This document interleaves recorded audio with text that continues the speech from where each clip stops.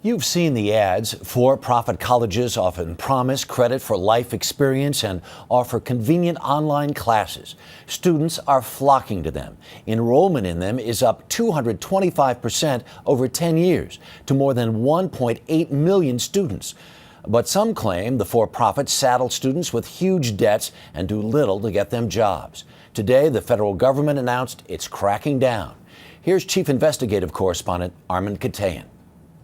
A single mother of three, Kimberly Parrish of Jacksonville, Florida, enrolled in an online for-profit school in 2008 with two goals in mind. I was hoping to ideally get a job that would allow me to be home with my family, allow me to pay for health care for my family. But after taking out $9,000 in student loans, Parrish says she quickly learned that the degree she was studying for wouldn't get her the job she wanted, processing medical bills. In the end, I found out that it was a big deception. A CBS News investigation compared for-profit schools to public institutions like community colleges.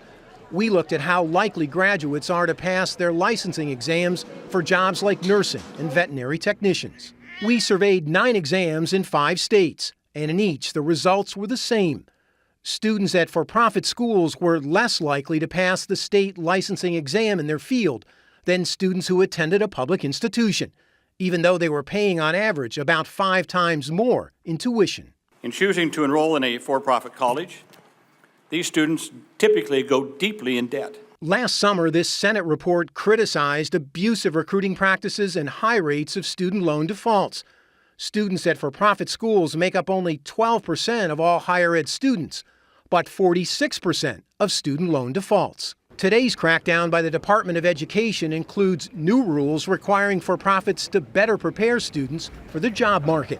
Schools risk losing federal funds if more than 1/3 of former students fail to repay any of their loans, or loan payments eat up too much of their overall income. The intent was to protect students, to ensure that they could get jobs, and to protect taxpayers, to ensure that the loans would be repaid. The for-profit industry, which lobbied hard against the new regulations, today called them biased and unfair. This is still a very harmful rule for many students that need the type of career colleges in which we offer, in which we run.